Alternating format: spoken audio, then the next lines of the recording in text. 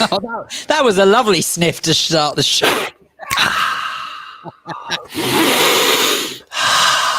Here's a clue. When you hear that music, live. Yeah.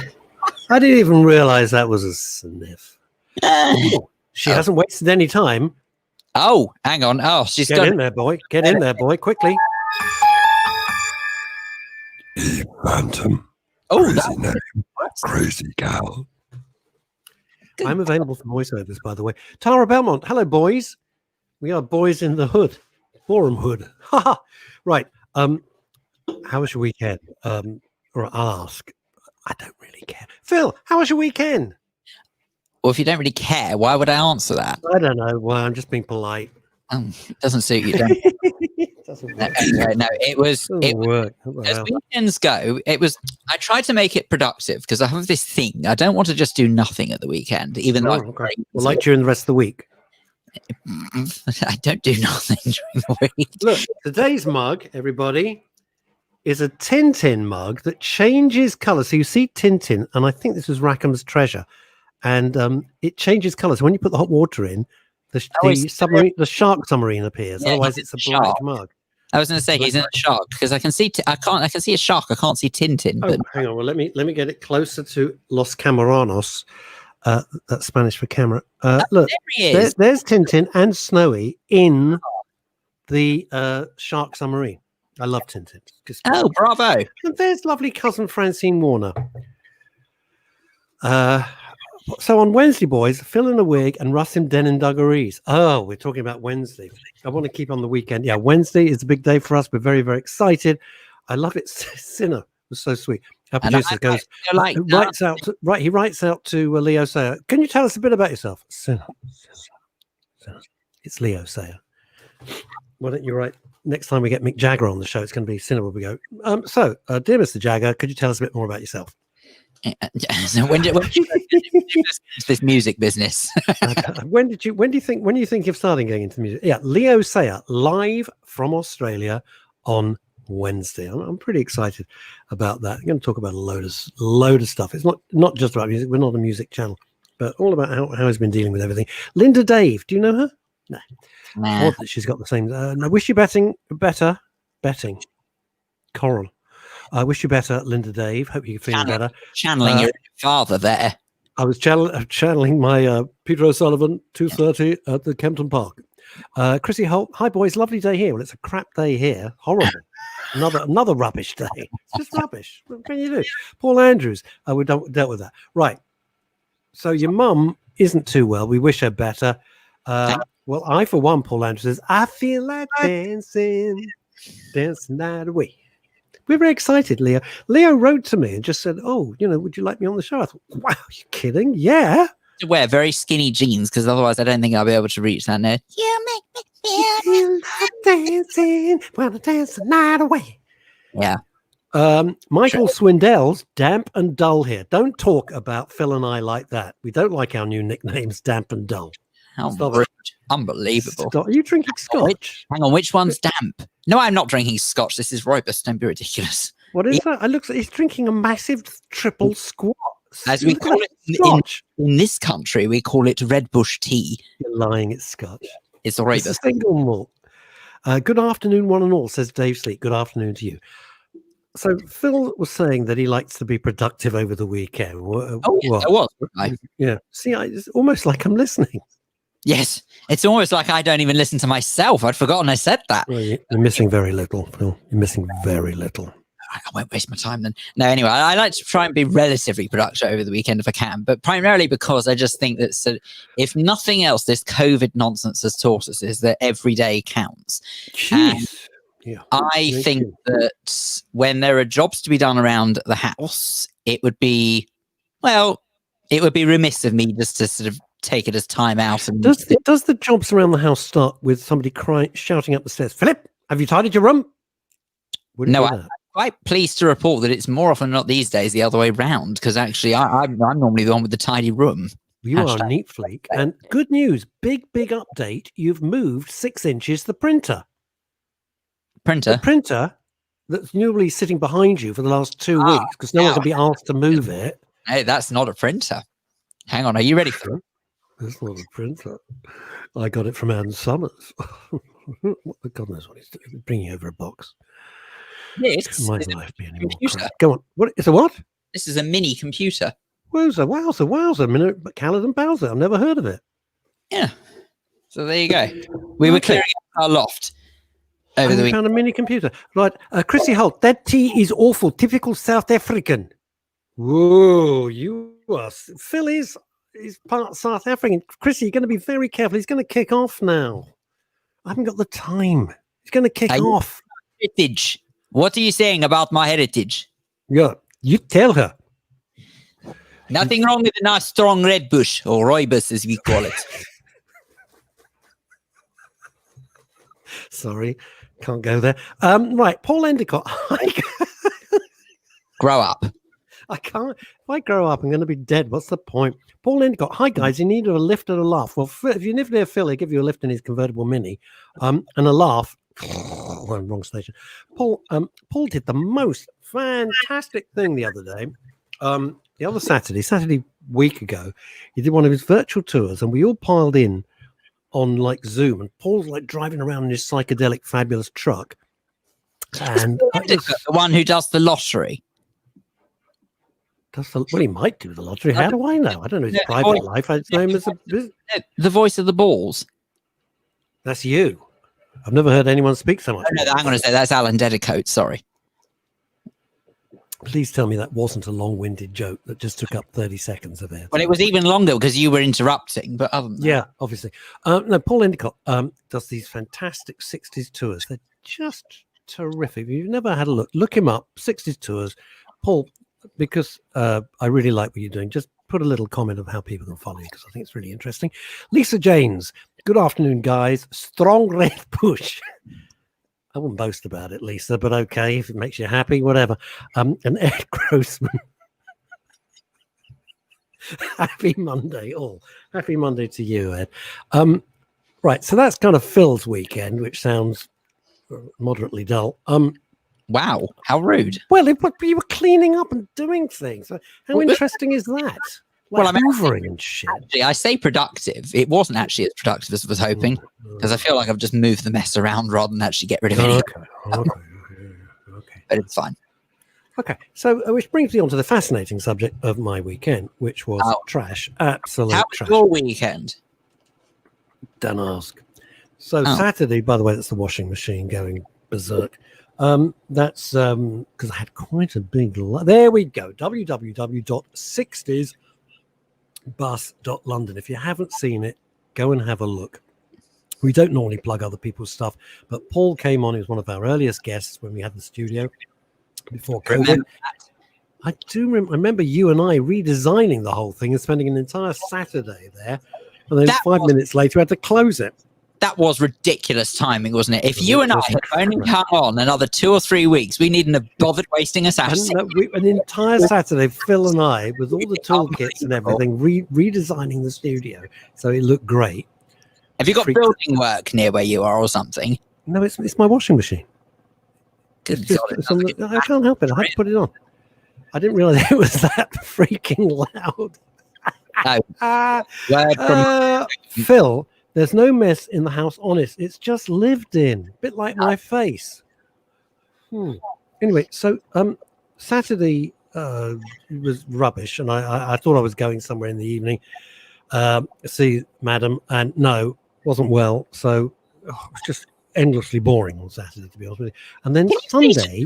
Sorry, I'm sorry to interrupt, but can you just please confirm that there is not a man in a high-vis jacket standing next to you doing this?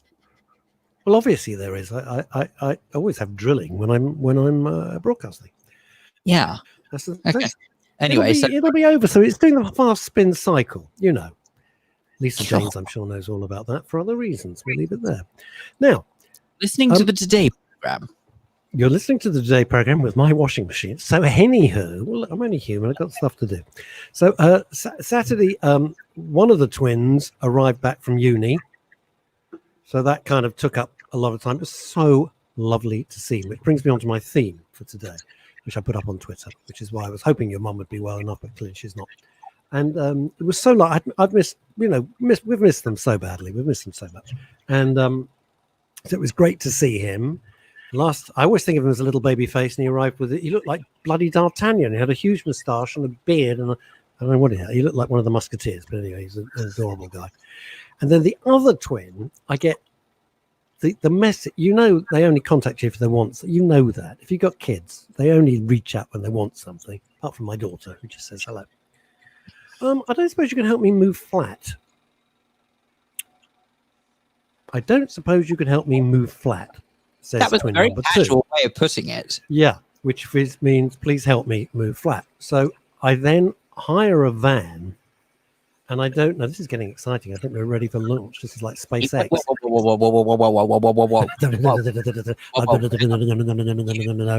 Hello, You gent, says Alexandra Lichtenfeld. Wait, Alex, too early for a martini? Probably not. Wait. You hired a van? Oh, yeah. I like driving vans. Anyway. I don't know how you would have touched it in times of COVID. I'm Maybe surprised. daft. I took my gloves off.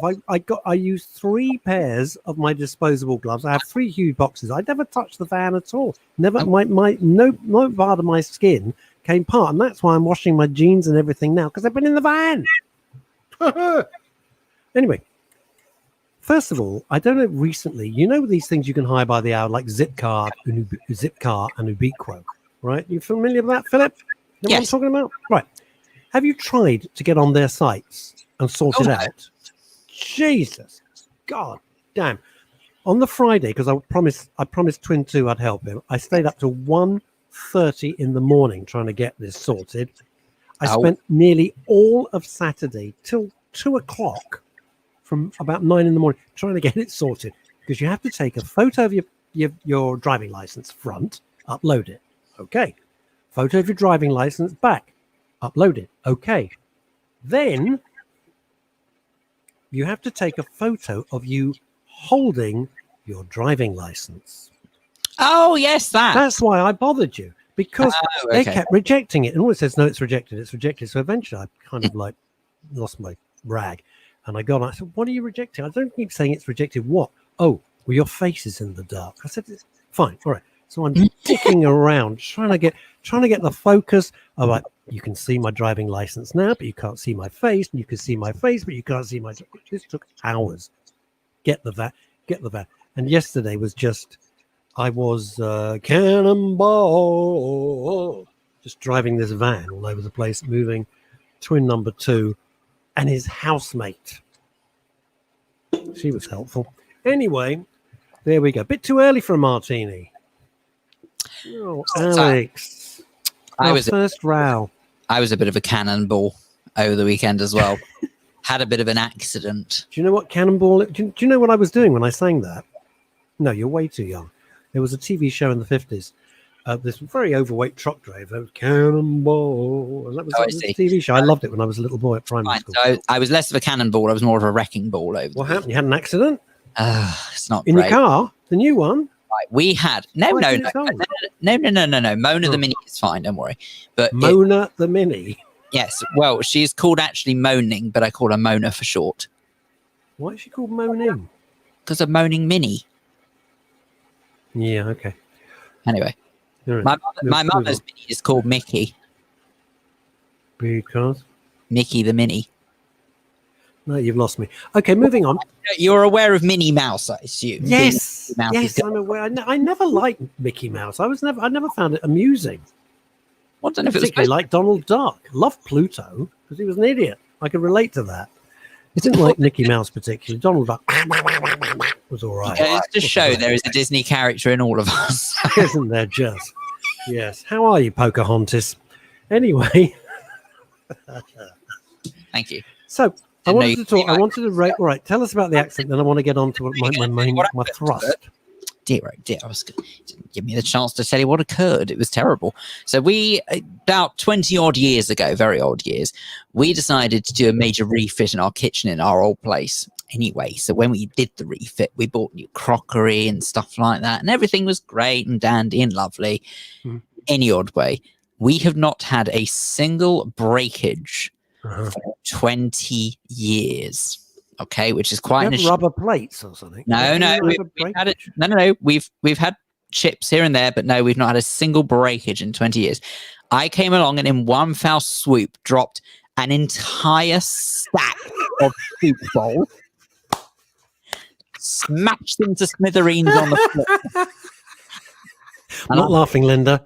And I think I'm sorry. we're down about 3 or 4 bowls, but it looked so many more because of the amount of mess that was everywhere. Oh, Honest to God, I do not know how on earth that tradition has survived in Greece for so long. Seriously. I know. Oh, man, we used to love that at Capital. We used to go to a place called the Grapevine in, what was it, some little tiny place. And then the waiters, we'd all be throwing the plates. And myself and Chris Tarrant, we were throwing the plates. They came rushing over. Those are the wrong plates. We were throwing all the good crockery all over the place. The waiters went mental. Claygate, it was in. That was a little place called Claygate. Oh, well, And, anyway, all I know is that sadly I wasn't meant to be on the floor, and as a result, it kind of went to smithereens. Were there words spoken, Philip? Well, to be fair, my mother was incredibly understanding, because I have to tell you, if it was the other way around, if it was just say that. My crockery that had been smashed, I don't know if I'd have been as happy or as calm about it. But I said to Twin 2 yesterday, I said, do you want anything as a moving in gift? He says, oh, I wouldn't mind some plates. I said, you don't, it's been living, right? He said, well, I've got a plate. You have a plate. This is an Oxford University graduate with a high 2-1. You got a plate. Why don't you phone me up, you idiot? Anyway, there we go. Cannon and ball. Did you ever find them funny, Ken Algenor? Never, ever. Oh, Paul Andrews, Claygate, Grapevine. What a mess. You have no idea. I'm afraid I'm not allowed to say usually what went on at the Grapevine, but God, we had a good time. We'll leave it at that, shall we? Belated happy birthday to Chris Tarrant. His birthday yesterday. Many happy returns. Yes. I would suggest after about 2 or 3 times of hearing "Rock on, Tommy" and bringing the braces forward. Yep. Honestly, that was you ate me. But that, I didn't find the money after that. Chrissy Holt says, I am on YouTube now, as Facebook won't play video. Okay. Sorry. What can I do? I can't run the whole world. Anyway, so yes, well, Chrissy, thanks for watching. That's the main thing. You're there. Now, so yesterday, Twin 2 has moved near Brick Lane. Kind of drive up Brick Lane. Yeah. His flatmate found this flat, and it's all very nice. Perfect. If you're 22 years old, it's where you want to be. It's the last place I want to be because I'm not 22. My shirts are, but I'm not. Anyway, and it's not the point. So because he does bodybuilding all the time, he has to keep eating. He says, I'm starving. Right. Meanwhile, I'm schlapping, I'm driving, I'm doing, what's he doing? So we had to drive down Brick Lane. So I dumped the van and off we went. There is a point to this story to try and get him something to eat. And I decided I wasn't. Now, I don't know where Brick Lane is in the East End of London. It was heaving. This is my point, Phil. This is where I need your input. I don't mean quite busy or slightly busy, and I'm wearing my mask. I've got my disposable gloves, and I start to freak out. I'm freaking out. I'm with Twin 1, and we're looking for somewhere to eat. And they've got all these like food halls, you know what I mean? Temporary food. And the street is packed. The shops are, everything is like this. And I thought, I haven't seen this since February, March. It's freaking me out. No one's wearing masks. The people serving the food are not wearing masks. I had to get out of there. But I'm very surprised that you had to even think about where you were going to go. For me, there's only one place to go on Brick Lane. No, we could look everywhere for the bagel. Twin 2 wanted a salt beef bagel. Suddenly, yeah, just suddenly wakes up to a little bit of his heritage. We couldn't find a bagel shop anywhere. I'm serious. 800 million Indian restaurants, none of which we wanted because we were not. No, it's right at the end. It's what? It's right at the end. It's towards Spitalfields. Ah, all right. Well, we'll look for it another time. Anyway, that wasn't. I wasn't getting into a bagel discussion. The thing was, it was packed, and I guess the oldest person, I'm not talking about me, in the crowd, 30, 35, let's say. That was about it. And I really, I was talking about it last night. I don't suppose you give me a lift to the station. I'm eating. What is it with kids? I'm eating. I'm right in the middle of it. Fine. Of course, I'll give you a lift to the station. Right, because the other one had to get back to the other uni. So my point was this, and it's interesting because Phil's in one camp, if you'll forgive the expression, Phil, and I'm in the other. And it's this. Has COVID caused an even bigger divide between the age groups? Because clearly everybody on Brick Lane and the surrounding area didn't give a monkeys. They were out to have a damn good time. Me, I'm petrified. And I'm thinking, geez. Oh, my cousin's I got both my cousins watching. Cyril Campbell, yes, it's still there. When have you ever eaten a bagel, Cyril? Come on. Baked Alaska. This is a woman without a kitchen for the last few weeks. I sort of invited myself round. She said, you're welcome. I haven't got a kitchen. I uninvited myself. So here's the thing. So anyway, here's the thing. They didn't care. Do you see where I'm going with it? Do you see where I'm going with this, Phil? For me. You see where I'm going with this? Yeah, I do. But might I suggest that I don't think it's caused an even bigger gap. I think you'll find that all this boils down to is just a couple of generations of have banged on for ages about this, who have been brought up to believe that you can do whatever you want, you can be whoever you want to be with no restrictions, no consequences. And now, unfortunately, we're starting to see the problem with that. And I think that what you'll find is it's just carrying on a behavioral pattern that we've experienced for, well, years now, where unfortunately rules apply to some, but they don't apply to others. And without wanting to run the risk of sounding like an old so-and-so ahead of my time, it makes me sick. It really, really makes me sick the way that some people think that they are above the law. It makes them think that they, for whatever reason, don't have to follow any rules, that they are discipline-free. They don't believe in discipline because it's unkind to the child. Do me a living favour. I know. Now, what's Phil, even more unkind is letting someone grow up to be feral. That's even more. The problem with this is that where Twin 2 is just where I just moved in. He sorted it all out himself. I was just van driver, van ordinaire. And the thing that got me was that this area around Brick Lane and Spitalfields is rampant with COVID. The COVID numbers have shot up through the roof, which obviously worries me enormously. For him, I'm not going to go back, but it worries me for him. And you just walking down Brick Lane yesterday afternoon, trying to find something to eat for him, you could see why. There was no social distancing. No one was wearing masks. No one gave a damn. No one cared. So I'm not surprised when I was told this morning and last night as well. I'll come on to that in a minute, Linda. Thank you. Not good, actually. A little bit more stress. Hey. You could see why, Phil. It was just so blatant. We're out. We're partying. We're having a great time. Look at the numbers, guys. Look at the numbers. Look what's going to happen, because it may well be just in time for birthday that one household cannot visit another household. So I hope Ebony's got me something nice. No. Answer to Linda Dave's lovely question. How is Ebony not good? She has a tumour. Just, do you want a bit more stress this year, Russ? Let's think about it. A tumour just under her eye. And on Friday, she has to go in for a full general anaesthetic and another operation. And she's got a tumour somewhere else. I am not happy. You know, anything happens to that dog, I don't know I'm going to get through it. Right. Here we go. Chrissy Richards. What's she saying, Mr. Phil? Madrid was being put on state of emergency, but they left before it happened. They left? Oh, okay. The whole of Madrid left. Okay. Went to Costa del Sol. Now we are going to suffer. Then the Supreme Court ruled it illegal because it takes away their human, I'm guessing, rights. Human bollocks is what it is. Jesus Christ.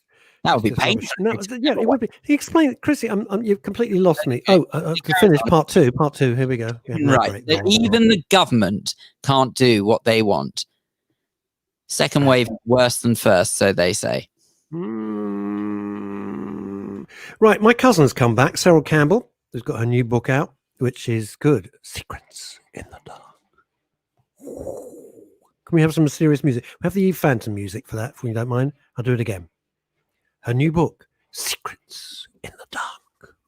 Oh, sorry, wrong one. Sorry. Hang on. Rat. Apologies. You've never met her, have you? She's going to kill you. Trust me. She's just going to kill you. It's very frightening. Right, now she's saying, my cuz, that because on the whole, it hardly affects the younger generation, even if they're infected. Not many people have been hospitalized, even though the numbers have gone up. I know. My point, you've hit the very nub of my point, because they can breathe through and they think it's a cold. And folks like me who had double pneumonia, or my other half who had pancreatitis and collapsed in the street, ambulanced away last December, not so clever. This is the problem. But I still say that perspective is everything in this, and I'm sorry. Hang on, Ken Elm. I'm not, the one thing I'm not a hypochondriac. Anybody who knows me, it's the blooming last thing I am. I'm not. I know you're being semi-facetious. I'm not a hypochondriac. But if the whole world's gone to hell in a handcart, there must be a reason. But they have. This is what annoys me: is it hasn't even now. Okay, as it stands, right? Yep. This is just number crunching. So before anyone, yeah, I know. I'm with you. I'm with you on this now. 104,000 cases have been identified in the UK. Okay, that's how many people have got COVID-19. Now, how many? Give it again. 604,000. Now that does sound quite a lot, Yeah. but the population of the UK is 66.6 million. So now let's put that into perspective. That number, 604,000, equates to 0.9%. It is less than 1% of the population is known to have COVID. Even if that doubles, it's 1.8% of the population. It is driving me nuts, the doomsayers.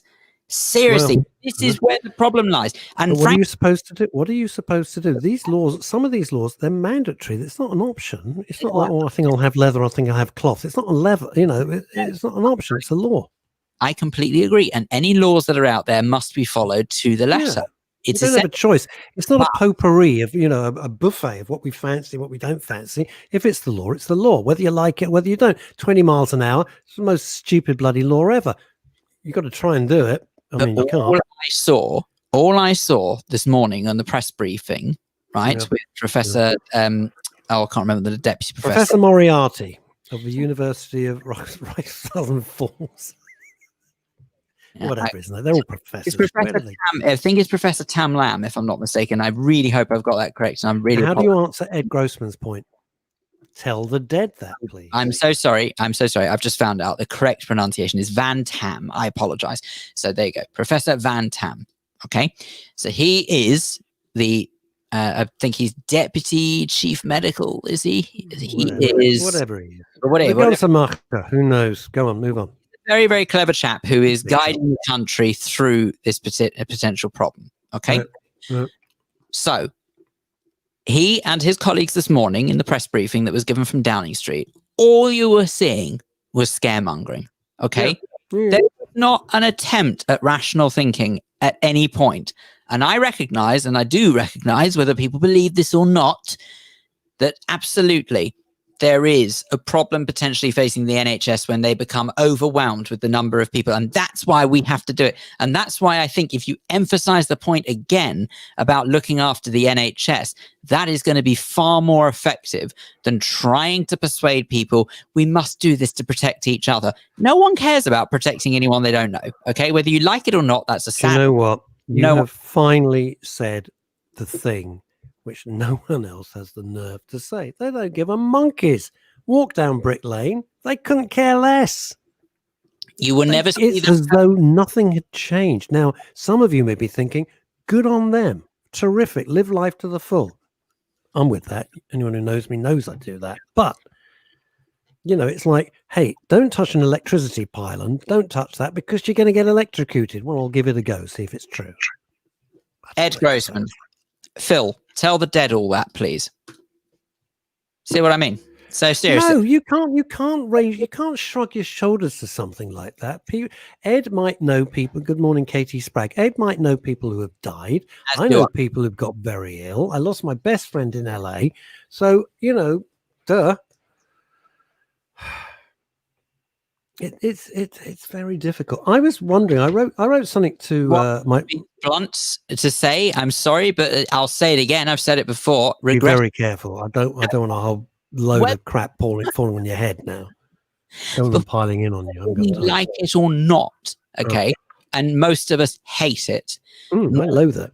Nobody has the right to live forever, okay? It's a ghastly, horrible truth, but it's fact. Nobody lives forever. But you cannot possibly justify screwing up the lives of millions for the sake of loss of thousands. It doesn't make sense. I know it's horrible. I know it sounds heartless. And I know it's ghastly, the thought.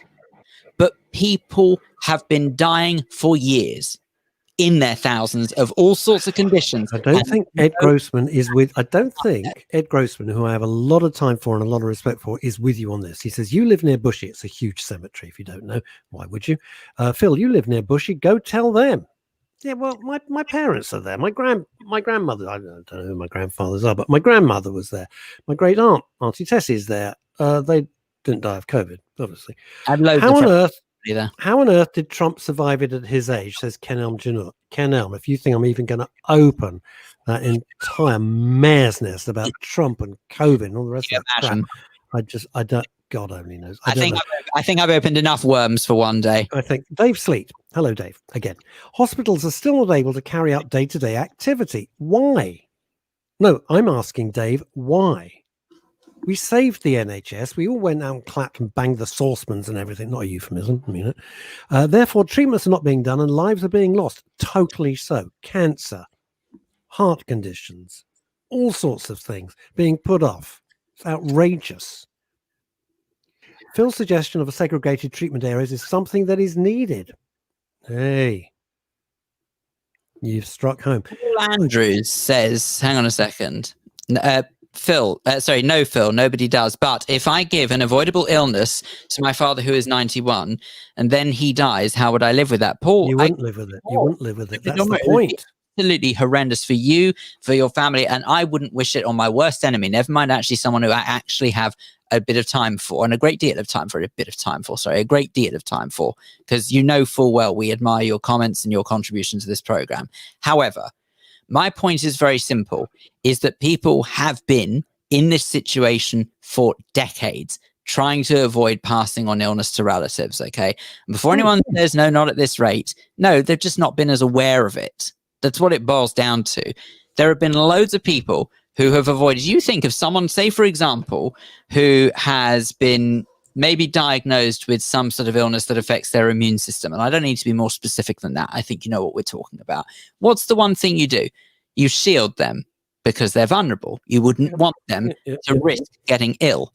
But what you wouldn't do is expect everyone else around you to shut down because of it. And that's my point.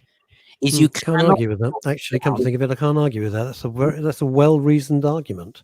You cannot what's happened? What has happened? What has happened is, and again, Phil, I know I take the piss out of Phil. We rib each other mercilessly, but that's what you enjoy, and that's our relationship anyway. But Phil said, Phil a couple of weeks ago. Oh, look at this! Now my cousin's back, Cyril. My friend's husband. Oh, Jesus, Cyril, this is awful.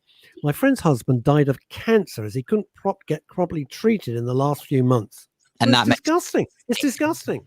That makes me. It's inexcusable. Because that should have been prioritized over anything else. Seriously. You know, people are now turning around. Now, I'm not saying this, but you understand. People are saying, and we saved the NHS. What is it? The lazy NHS now? Or is it just the COVID NHS? People are saying that. Yeah, I've seen this. Of course they're not. No. I'm be clear. I'm not agreeing with it, but I'm saying when you get these groundswell movements, it's not a good thing. I don't understand this. I know other people are being told, well, we can't deal with you. Why? The hospitals are not full. They're not full. They may be busy. March, diabolical. But we've had since March. They're not full. And you've still got the Nightingale Hospital with, what is it, capacity? 3,000 or 5,000? The most it ever had? 42 people. 42 people. Remember that.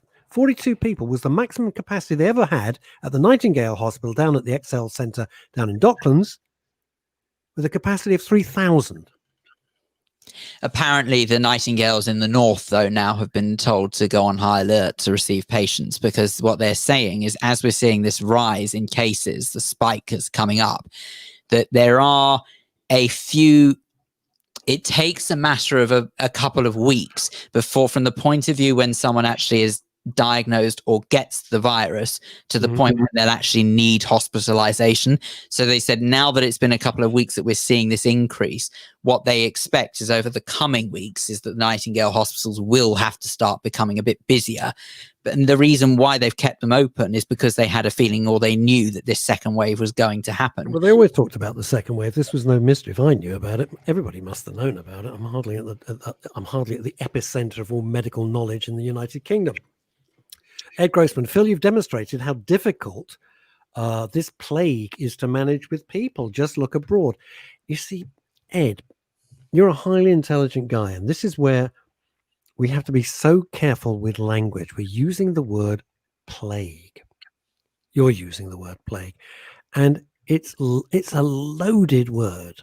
It's a loaded word, because plague suddenly makes you think the bubonic plague of the Middle Ages, which killed God knows how many millions and millions of people. But they didn't have the same medical knowledge, medical care, medical expertise. I worry about using the word plague.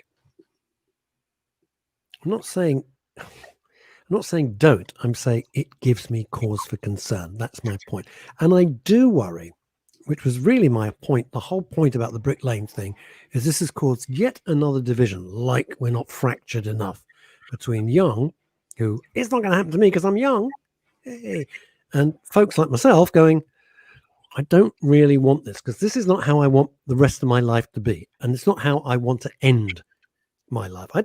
This is not what we signed up for, obviously. Here we go. Cyril's back again.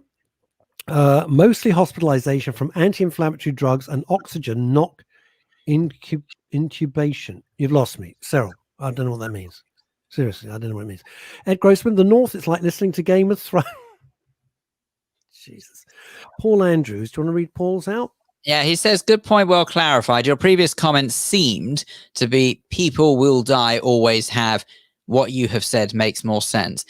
Look, I'm sorry, but it's not being. I want to just step in for Phil's. Phil and I have argued about this since February, and at one point I really got really heated with him. But he's not being callous. You think No. Let me just say this. Maybe because he's not a callous person. And if he was, I would tell you. We have that sort of relationship, and that's the honesty of the show. That's the honesty of men's radio and women's radio as well. He's not a callous person. But sometimes, hard decisions, thank God I don't have to make these decisions. I'd have a nervous breakdown, right? But sometimes hard decisions, brutal decisions, have to be made. They've destroyed the economy. The economy is destroyed. Now, Phil's point that he made, I think 2 weeks ago, and it really resonated with me. I'm going to reiterate it again. We had the financial crisis in 2008 because of the greed of the bankers. Let's be quite clear. It was their fault. Anyone go to jail? No. Driving a bus lane for 10 feet? You're in trouble. Billions of dollars go, doesn't matter. Anyway, that's life. And they've just rebalanced from the 2008. We're in 2020. They've just rebalanced the 2008 crisis. This is infinitely worse than the 2008 crisis. That's the point. It's going to take decades. I'll be gone. I'll be dead. But the kids won't. The grandkids won't. Everybody's kids and grandkids won't. What the hell are they inheriting here? Now, the problem is that for so many years, and quite rightly so, okay, you heard the argument, people would say that previous generations fought for the right of survival, fought so that you could be here and that you could take, not you, one could take advantage of the freedoms that we used to take so much for granted and we were so grateful for. Right?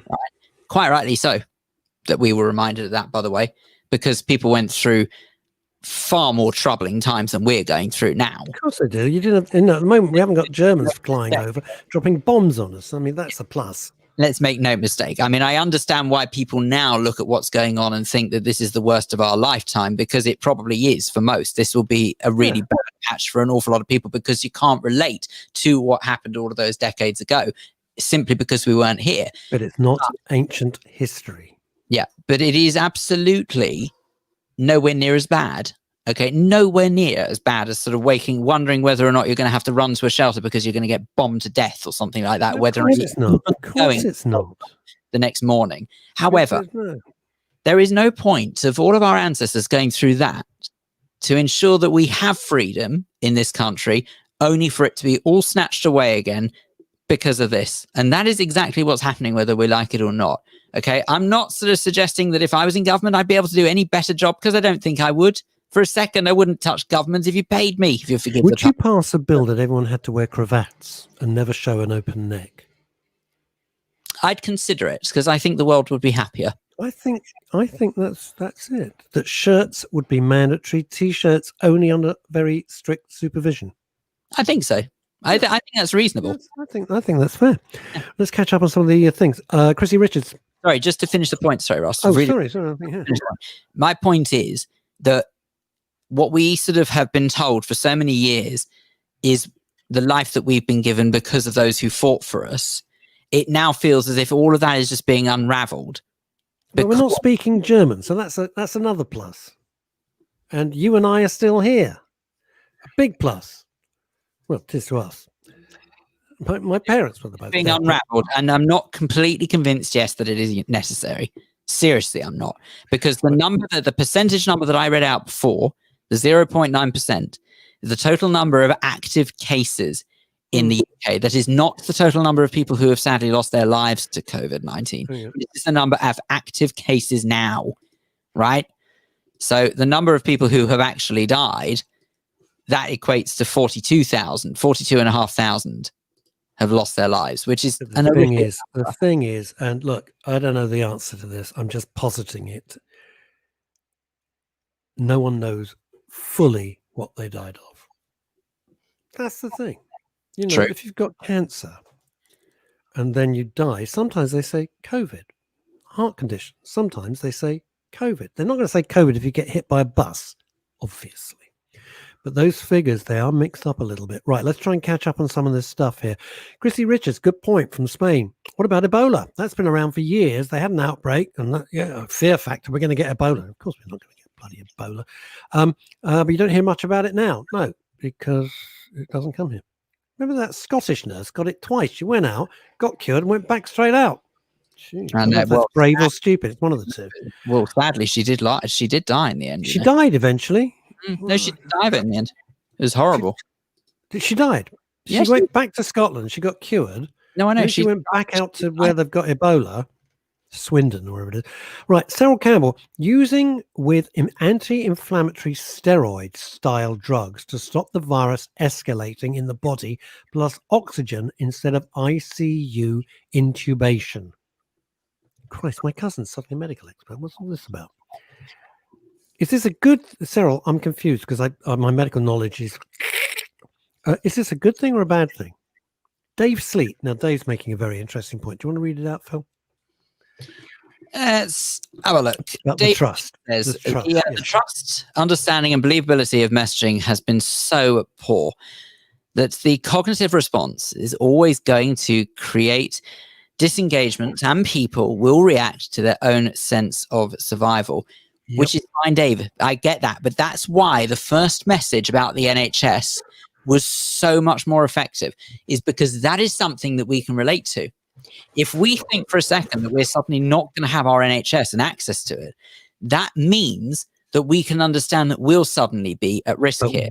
We haven't. If you say, we haven't got access.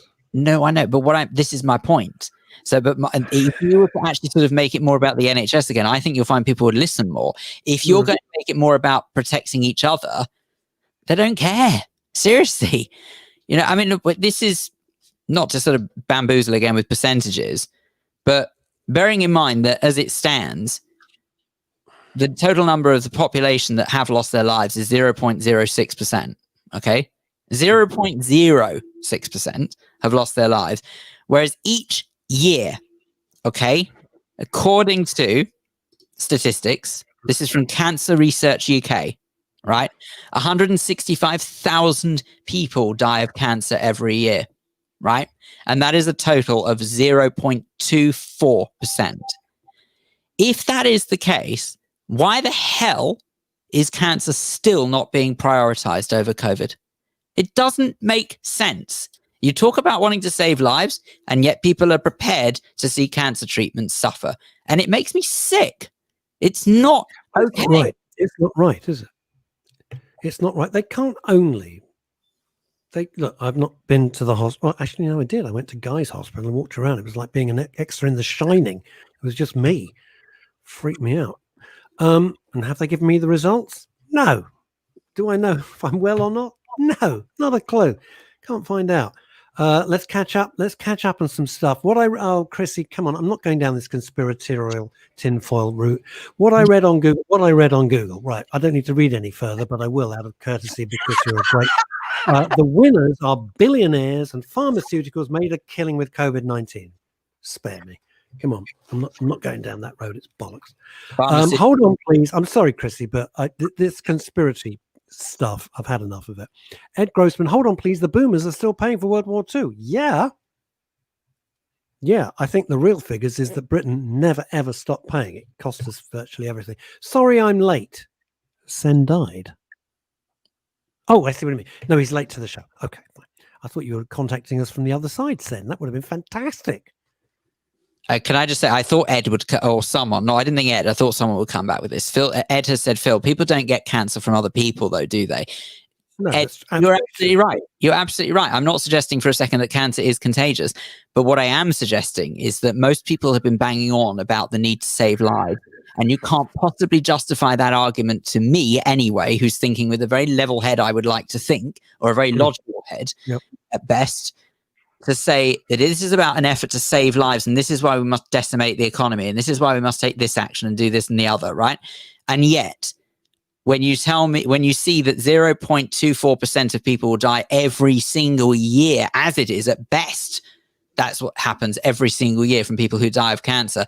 And so far, in almost a year, I mean, okay, it's not quite a year. I mean, it's hurtling towards certainly in 6 months, but I'm not a mathematical genius. But I know that if it's 0.06%, the chances are that it is not going to rise exponentially to match the rate of cancer deaths. So yet, if this is about saving lives, why are we hearing people like Cyril telling us that her friend's, is it her friend's husband or friend's father? I'm so sorry, I don't remember who it was. Right. So why are we hearing horror stories like that? And it's not the first horror story I've heard, but people are dying because they can't get their cancer treatment. All right. Let's try and catch up on some of this because there's tons of it. Cyril's also making the point that seems to be somehow shoved under the rug, and people won't look at it, that this COVID has long-term effects. Now, you might be lucky. You could be young and it's no worse than a cold, or you could be unlucky. You could be like Emma Sams. You could be like Sam Kane and Linda Lusardi. This is long-term COVID. And it's got breathing, respiratory problems, ME, post-viral, exhaustion symptoms. And it lasts for ages. By the way, little heads up, my eldest son, I've got thousands. My eldest son phoned me. Jeez. Could you leave it there? That's a news item on its own. Right? I always think, oh, God, now what? Anyway, he phoned me up, and he works for an enormous organization, which I won't mention, but it's huge. And they have been told to work at home for the next year. The next year. Let that sink in. And if I tell you, this is one of the most cutting-edge, sophisticated, high-tech organizations on the planet, Well, that's probably why they can work at home. No, but you're missing. I mean, I know you're making a gag, but that's my point. This is a huge organization, one of the most powerful, and they're telling people two things: work at home for the next year. We're in October, everybody. And also, they had to make a decision. This is really interesting because this is a new twist on how the world's going to be, how our mental health is going to adapt. They had to make a decision whether to work at home for the next year or if they wanted to occasionally come into the office. If they voted to work at home, they cannot occasionally come into the office. You see what I'm saying? That's a huge shift. That's a big shift. Right, Ramsey says, the mother of my son's girlfriend deferred going to the hospital earlier this year because of COVID. Oh, Jesus. Sadly, she was just recently diagnosed with cancer. Oh. Can I also say, as much as COVID is devastating, trust me, as anyone knows, and I bet nearly everyone watching this knows someone who they love, who's been affected by cancer or died from cancer, and the after effects of that on friends and family last forever. So it's not just COVID. Ed Grossman, can we be upbeat? I didn't think we were being that downbeat. I think just being realistic and grown up.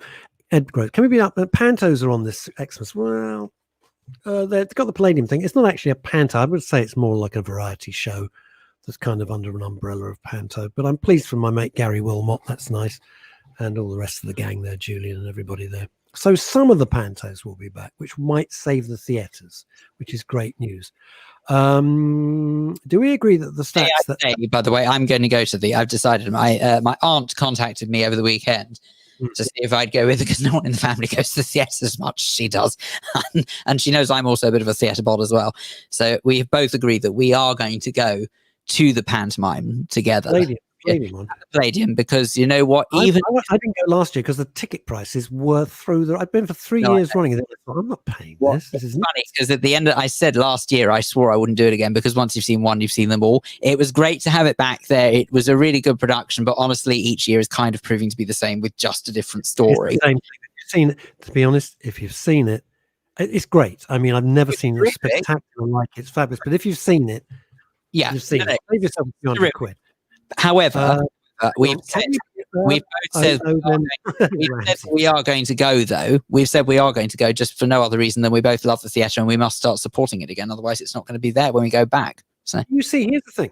See, now my other half, is very worried and takes it all very seriously. And if I'd have collapsed in the street and had to be rushed off in an ambulance on a stretcher being administered morphine because she was about to die, with acute pancreatitis, which came out of nowhere. She was working, collapsed on the street.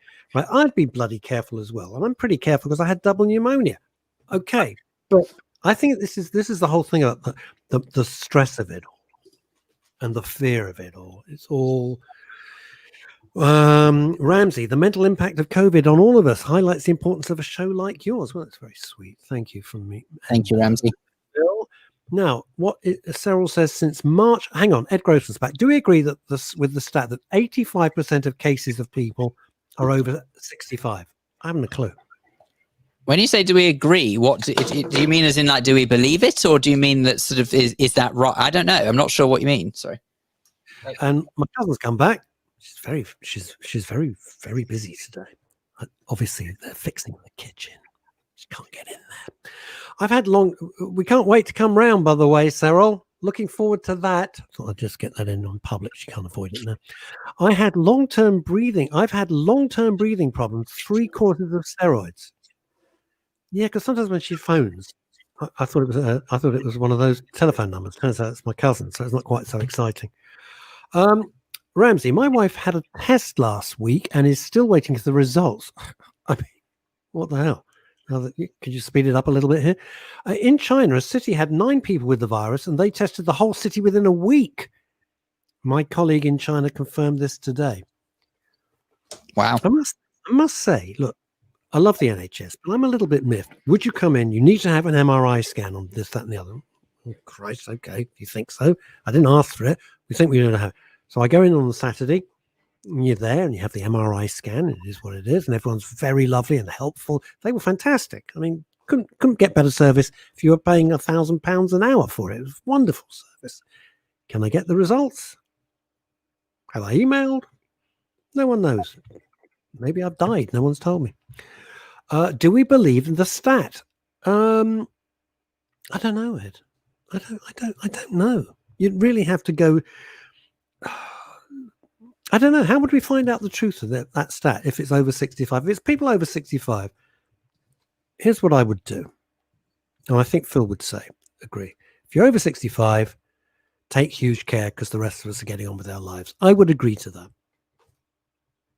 What can I say? I think that's the point.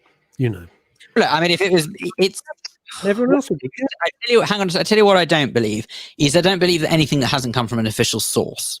Okay, so if they tell me that it's the Office for National Statistics, they are the ones who are putting out this statistic, then I'd believe it. If you do a search on Google and it comes up from some random website, well then, no, absolutely not. Stoke-on-Trent, the hairdresser. Even the World Health Organization, I mean, I would still absolutely believe it, even though I don't always agree with everything they do. I'm not sure. I don't know what to say, because I think we're so overloaded with information now. What the hell do you believe and what don't you believe anymore? This is half the problem, isn't it? That's why we go back to that fantastic, which I think should be mandatory viewing of The Social Dilemma, because fake news is 6 times more effective than real news. And now we don't know the thing is, we don't know what's real and what's not real anymore. The line not as blurred. It doesn't even exist. It's all one damn thing. It's just news. Some of it's complete bullshit. Some of it's true. No one knows which is which. Melanie Hutchins, Melanie with an O. You got a fabulous middle name. I know you wrote that down once on a message. I don't believe anything that has come from an official source. Really? Nothing? Seriously, you don't believe anything that comes from an official source? Wow. Dave Sleet, getting back to mental health. This is the whole point of this conversation. We can only impact on the world through our actions. Remember, please, that mental health is not an entity that exists in a vacuum. Mental health impacts on our physical health too. And that is so true. If you feel good up here, you'll feel better. If you feel rubbish up here, it all flows out. It's true. I totally agree with that. As Deepak Chopra said, the mind is the greatest source of pharmaceuticals in the world. It can produce what it needs to. That's not hippy-dippy nonsense. It's true. It's absolutely true. Dave Sleet again. Could you read this one? My throat's going. Would you mind? The testing is only a snapshot and only relevant at the moment of the test. Exactly. Yeah. That's annoyed me. Belief. The reported level of false results, both positive and negative, is also higher than in other cases. And you know what, Dave? It's again something else that I've been prattling on about for goodness knows how long, because I had a test done before I came back home. You may recall, some of you may not know, that for about a period of about 2 months at the start of all of this, I moved in with my sister and brother-in-law because I was quite worried about keeping my parents isolated, making sure that they didn't come to any harm, because to anyone who doesn't know, I still live in the family home. Anyway, that to one side. I had decided to have a test before I came home just in case. Anyway, that was on the Friday. I got the results on a Tuesday. In the meantime, my sister and brother-in-law had been going out and doing sort of essential bits and pieces over the weekend. So I could have very easily have caught something from then. It's only relevant at the point of testing. As soon as you've had that test, anything goes thereafter. And that's another thing that's a problem. So Ed, you have, first of all, Melanie Hutchins, I agree with you. MSM, don't agree with it. I wouldn't listen to anything of that. It's made up. Ed Grossman, a great Monday show, chaps. Sorry to be so contraire.